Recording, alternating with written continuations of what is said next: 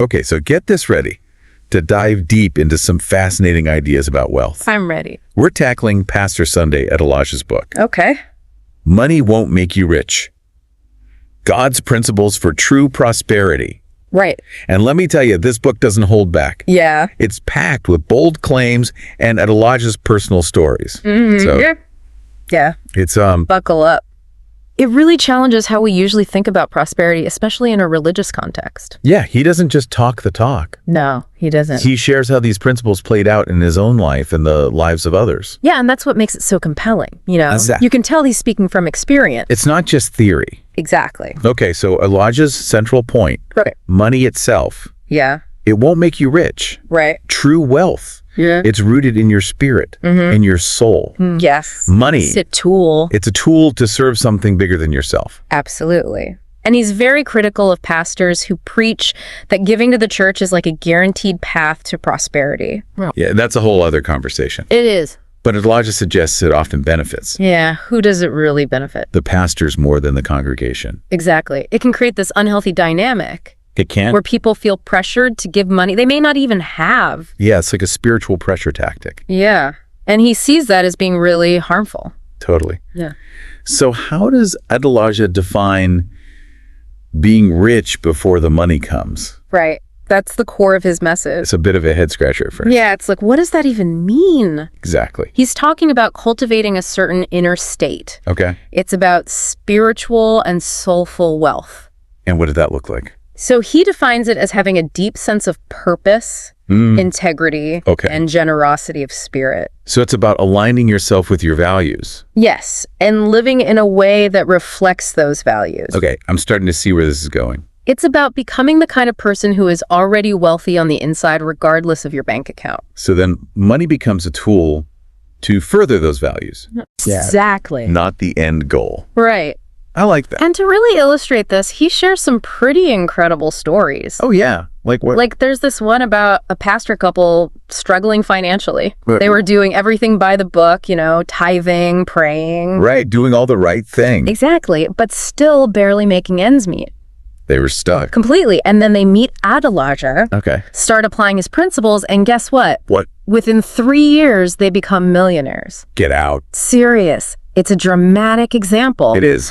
of how aligning your actions with your values can lead to outward success. Wow. Okay, so we're already seeing how Adelaja is challenging conventional thinking about wealth and prosperity. Absolutely. And we're just getting started. Okay, so we're hearing about this spiritual wealth, Right. but how do we actually cultivate it? Yeah, that's the big question, isn't it? It can't just be about thinking the right thoughts. Exactly. Adelaja gives us some really practical tools. Okay, like what? He calls them God's laws of money. Okay, that sounds intense. It does, right? But they're actually pretty universal. Universal house, so. They make sense even if you approach them from a secular perspective. Okay, I'm intrigued. So there are 3 main laws he focuses on. Right, hit me with them. So first up, we have multiplication. Multiplication, okay. And he uses this analogy of a seed. Okay, You could eat the seed today, right? all right. Or you could plant it Okay. and potentially get 10 more seeds. Okay, I see where you're going with this. It's about making your money work for you.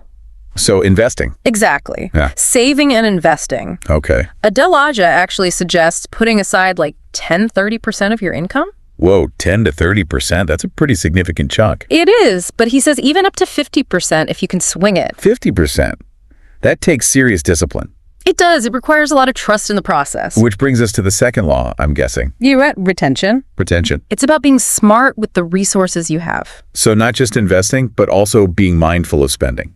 Exactly. He's really big on avoiding debt for things that lose value over time. Okay, yeah, that makes sense. Like cars, clothes, that kind of thing. Exactly. He calls those liability. Valuability. Things that drain your resources instead of building them up. Okay, so multiplication is about growing your wealth. Retention is about not letting it slip away. Exactly.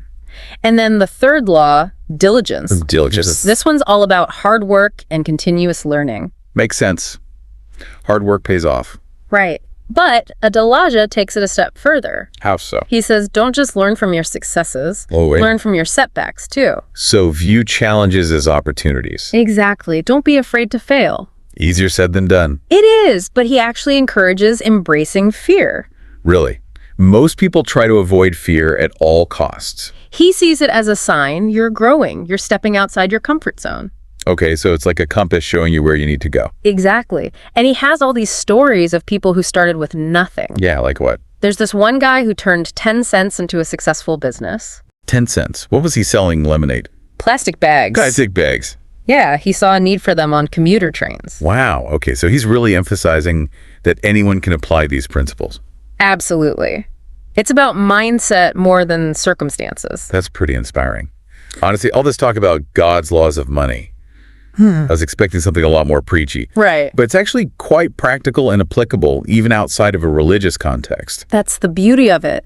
It gets to the heart of what it means to be successful in life. Okay, so we've covered multiplication, retention, diligence. The 3 pillars of Adelaja's financial philosophy.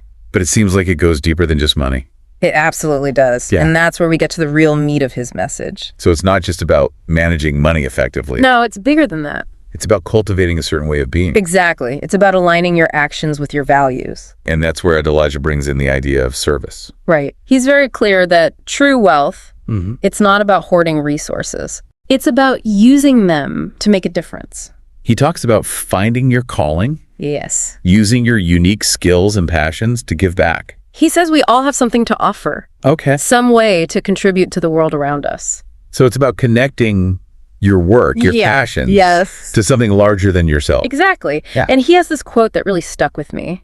Okay, what is it? Money is not for spending, but for investing. I like that. Yeah. But he's not just talking about stocks and bonds, is he? No. He's talking about investing in other people. Okay. Investing in causes you believe in. So it's about using your resources to make a positive impact. Exactly. It's about leaving the world a better place than you found it. That reminds me of the story Adelaja tells about Paul. Oh, yeah. Paul, the guy who had it all, Right. But he was miserable completely empty inside. because he was chasing the wrong things. Exactly. He had money, but he wasn't truly wealthy. It's like that saying, right? What's that? Money can't buy happiness. Right. And Paul's story is a perfect example of that. He finally found fulfillment when he started using his wealth to help others. Exactly. He aligned his life with his values, and that's when things really changed for him. Okay, so as we wrap up our deep dive into Adelaja's work, Yeah. what are some key takeaways for our listeners? I think Adelaja presents a really compelling case for redefining wealth. Okay, how so? It's not about the number in your bank account. It's about the richness of your spirit and your actions. So it's about focusing on your inner world as much as your outer world. Exactly. It's about viewing challenges as opportunities for growth, embracing hard work and continuous learning, and using your resources to make a positive impact. It's about aligning your life with your values and finding fulfillment and service to others. Perfectly said. And while Adelaja's perspective is rooted in his faith, Right. I think there's a lot here that resonates regardless of your beliefs. Absolutely. It's an invitation to examine our relationship with money success and what it truly means to live a rich and meaningful life. Well said. I couldn't agree more. So listener, as you move forward, we challenge you to consider, what would it look like to apply Adelaja's principles in your own life? What seeds of spiritual wealth can you start cultivating today? This deep dive has given us a lot to think about, and we hope it sparks some new insights for you too.